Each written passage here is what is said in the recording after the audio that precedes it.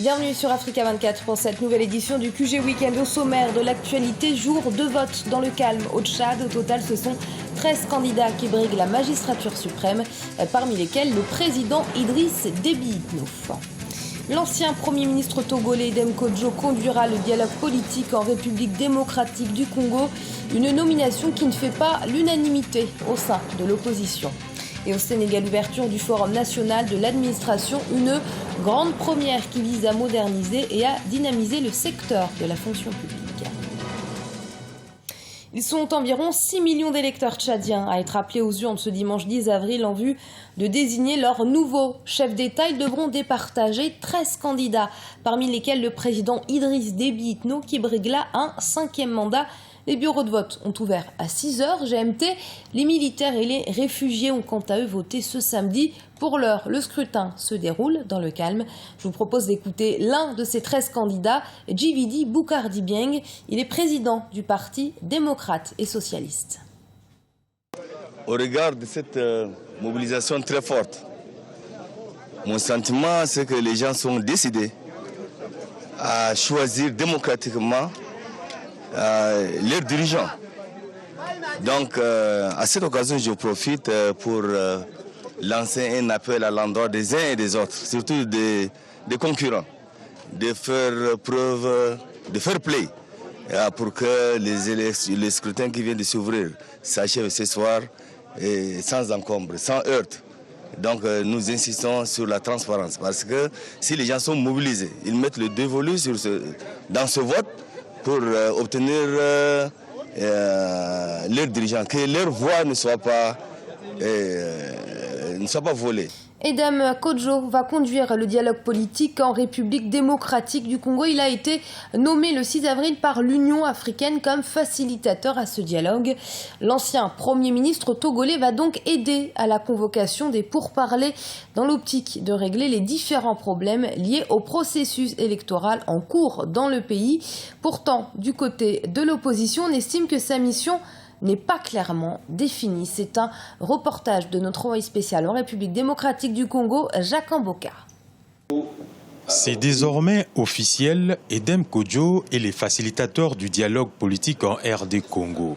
Le nouveau médiateur a officiellement été choisi par la présidente de la Commission africaine, Nkosazana Dlamini Zuma, le mercredi 6 avril 2016. L'absence d'un facilitateur au dialogue était l'un des obstacles qui ont retardé la convocation de ces rendez-vous politiques. Cependant, du côté de l'opposition, des inquiétudes demeurent. Côté, nous avons suivi la désignation d'Edem Kodjo dans cette mission. Nous avons simplement regretté que non seulement cette désignation ne tienne pas compte de la résolution 2277 des Nations Unies, cette désignation n'a pas précisé la nature de la mission d'Edem Kodjo et elle n'a pas non plus fait référence à cette résolution et donc c'est quelque chose de plutôt inquiétant. Considéré par certains comme la voie du déblocage au processus électoral, pour d'autres au contraire, le dialogue est une manœuvre conduisant au glissement. Cependant, le numéro 2 de la majorité présidentielle souligne l'engagement de sa famille politique au respect de la Constitution. Nous avons toujours respecté la Constitution que nous avions défendue au moment du référendum. Nous avions milité en faveur du oui, pendant que d'autres militaient en faveur du non pendant les référendums. Nous avons toujours respecté la Constitution, le chef de l'État en tête. Tout acte posé par la majorité présidentielle sera en conformité avec la Constitution. La nomination de l'ancien Premier ministre togolais et ancien secrétaire général de l'Organisation de l'Union africaine vise à aider à la convocation d'un dialogue global en vue de régler les différents problèmes liés aux prochaines élections en RDC. Charles Blé Goudé, ancien ministre de l'ex-président ivoirien Laurent Gbagbo, est actuellement en détention à La Haye, à la Cour pénale internationale. Il est accusé d'être co-auteur des violences qualifiées de crimes contre l'humanité commis durant la crise post-électorale de 2010-2011. Il a écrit un ouvrage depuis sa cellule en collaboration avec l'un de ses avocats, Maître Serizoku. Ce livre était attendu au sein des librairies ivoiriennes pour le jeudi 7 avril. Il aurait pourtant été interdit dans le pays. On fait le point avec ce sujet de Diarra Ndiaye. De l'enfer, je reviendrai, un livre qui fait polémique en Côte d'Ivoire. Publié le 24 mars 2016, l'ouvrage coécrit par Charles Blé Goudé, l'ex-chef des jeunes patriotes ivoiriens et l'un de ses avocats, Simplice Serizoku, aurait été interdit de vente en Côte d'Ivoire. Les groupes Librairies de France et Prosuma en charge de la diffusion du livre se seraient vus notifier ce jeudi 7 avril une décision verbale du ministère de l'Intérieur portant interdiction de vente du livre sur toute l'étendue du territoire national ivoirien. Les éditions du Moment et Maître Serizoku tiennent à rappeler que ce livre n'a pour d'autre objet que de relater la façon objective des faits incontestables dans le seul but de contribuer à la manifestation de la vérité sur les événements douloureux vécus par la Côte d'Ivoire.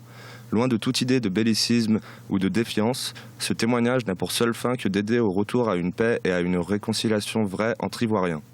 Le 4e essai de Charles Blé Goudé, écrit depuis la prison de La Haye, où il est incarcéré depuis 2 ans, retrace les 5 mois de la crise post-électorale 2010-2011 qu'a traversé la Côte d'Ivoire. Dans cet ouvrage, l'ex-leader des jeunes patriotes dévoile sa vérité sur ce qu'il appelle son enfer personnel, de son exil du Ghana en janvier 2013 à sa détention à Abidjan jusqu'à son déferrement à la Cour pénale internationale en mars 2014. Pour l'heure, l'interdiction de ce livre n'est néanmoins pas encore officielle. Le ministère de l'Intérieur, c'est vague. Ça peut être le ministre lui-même, ça peut être un directeur de cabinet, ça peut être la DST, ça peut être un département, mais c'est qui est l'auteur de l'interdiction, qui a agi au nom du ministère, si ça existe. Bon, on ne va pas demander au gouvernement d'ouvrir une enquête pour ça aussi. Bon, d'où vient l'ordre? Qui porte l'ordre d'interdiction? Qui assume l'ordre d'interdiction? Voilà, si les libraires ont reçu des pressions, est-ce qu'ils peuvent exécuter une pression que n'importe qui peut faire? Donc, avec recul, on commence à se poser un certain nombre de questions. Mais tout cela, c'est des spéculations. Tant que l'interdiction des diffusions n'est pas formalisée, n'est pas officiellement clarifiée, on ne peut rester que dans l'incertitude et ne pas être en mesure de faire de véritables débats. Charles Blé Goudé et Laurent Gbagbo sont jugés depuis le 28 janvier à la Cour pénale internationale de La Haye, aux Pays-Bas. Le procès suspendu le 16 mars 2016 devrait reprendre le 9 mai.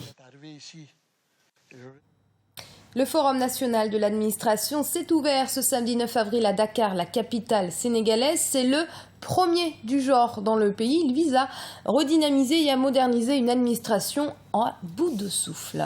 Siamlo, Victoria Sedji. Comment construire une administration au service des usagers? C'était la question centrale du Forum national de l'administration initié par le président sénégalais Macky Sall. Ouvert ce samedi 9 avril au Centre international de conférences Abdou Diouf de Diamniadio, le forum a pour objectif d'ouvrir un dialogue constructif et fécond entre l'administration, le public et les investisseurs.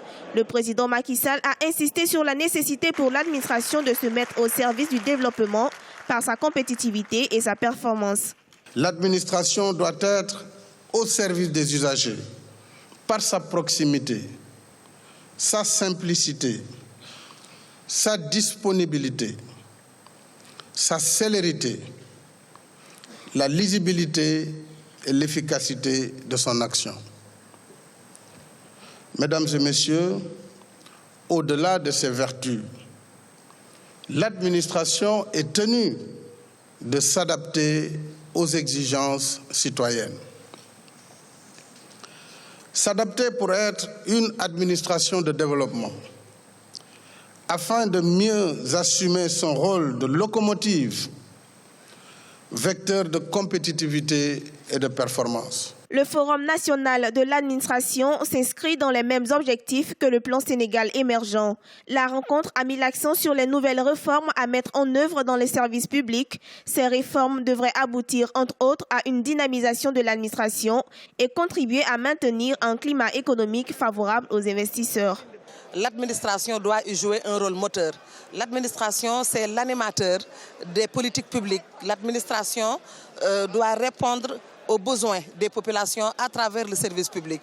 Et c'est la raison pour laquelle, si l'administration, par exemple, reste au niveau où elle était, par exemple, il y a très longtemps, je pense que nous ne pourrons pas avancer. Le forum d'aujourd'hui, c'est passer au-delà des lourdeurs pour tirer les meilleurs enseignements. Et je pense que c'est l'invite qu'on nous a reçu donné aujourd'hui. C'est à partir d'aujourd'hui, aller au-delà de ces lourdeurs, tirer les meilleurs enseignements pour que les citoyens sénégalais soient satisfaits de leur administration. Cette rencontre historique a réuni plus de 600 acteurs autour d'une nouvelle démarche innovante, celle d'une proximité entre le service public et les usagers. Et ce journal a été préparé par l'ensemble de la rédaction. Merci de votre fidélité. Restez sur Africa 24. Dans un instant, une nouvelle édition de l'information.